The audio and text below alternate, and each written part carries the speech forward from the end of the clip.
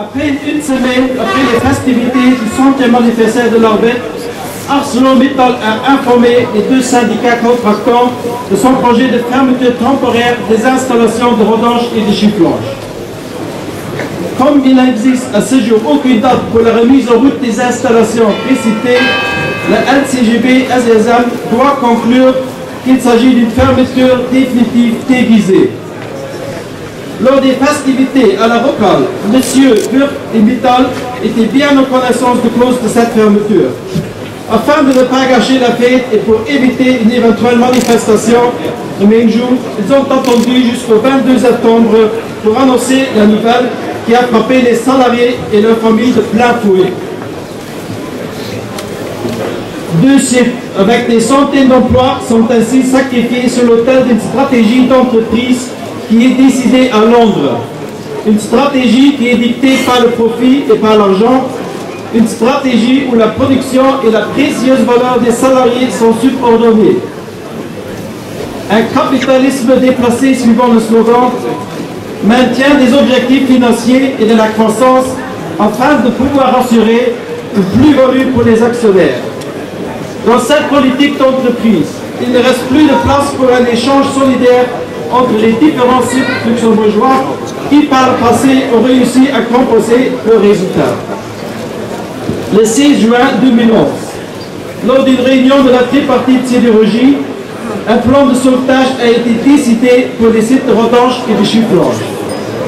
Par la signature d'un avenant, ce plan de sauvetage a fait partie intégrante des accords dits Lux 2011.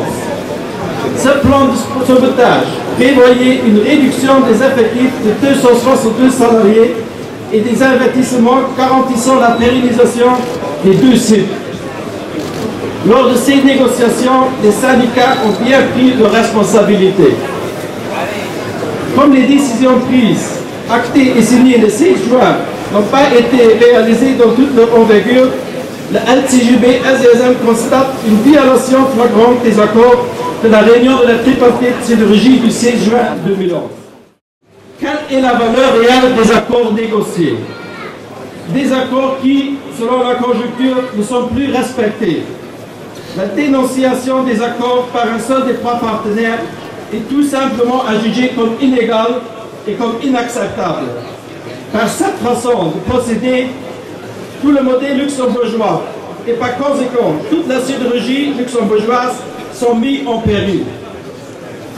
Une entreprise doit au moins chercher le dialogue avec ses salariés avant de décider de telles mesures sociales. Les responsables d'ArcelorMittal doivent se justifier sans exception à ce sujet lors de la réunion de la tripartite sidérurgie le 11 octobre 2011. Aujourd'hui, c'est rodange et chifflage. Et demain, je veux encore une fois insister sur le fait que les syndicats s'opposent catégoriquement à cette fermeture. Lors des festivités du 100e anniversaire de l'Orbit, le Premier ministre a parlé dans son discours d'un contrat qui existe entre le pays et la sidérurgie pour pérenniser les sites luxembourgeois d'une part et d'autre part pour les rendre compétitifs avant qu'ils puissent exister au sein du groupe.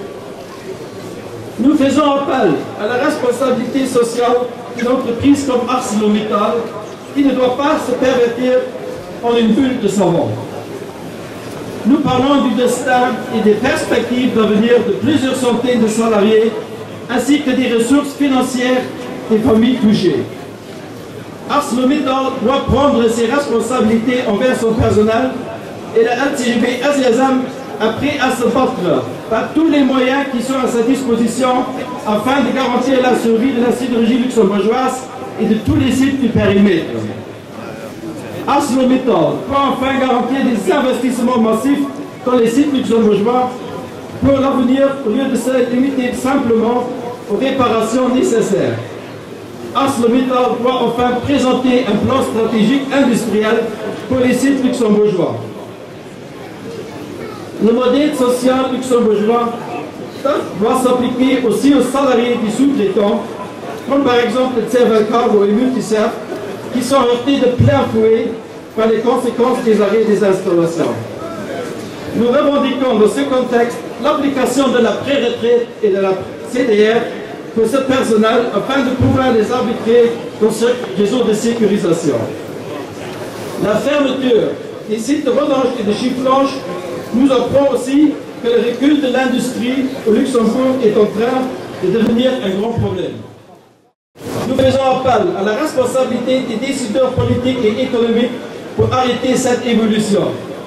Surtout le ministre de l'économie, qui en outre est membre du conseil d'administration d'ArcelorMittal, doit se prendre ses responsabilités sociales. Un conseil d'administration qui ne respecte plus les coutumes et les règles du modèle luxembourgeois. Nul besoin de voyager à travers le monde entier pour motiver les sociétés à venir s'installer au Luxembourg s'ils comptent parmi les décideurs qui abolissent des centaines d'emplois et qui n'arrivent pas à éviter une telle catastrophe. Le gouvernement luxembourgeois, lui aussi, doit se confesser à ses responsabilités afin de garantir l'accompagnement des mesures sociales au-delà du 31 décembre 2011. Le LCGB SESA ne veut et ne peut pas accepter la fermeture des sites de relâche et de chiffrage et nous lançons un appel de s'unir et de se mobiliser lors d'une deuxième manifestation qui aura lieu mardi, le 11 octobre, devant le ministère de l'économie afin de manifester contre toute fermeture des sites. L'enjeu est l'existence de plusieurs centaines de familles qui sont concernées.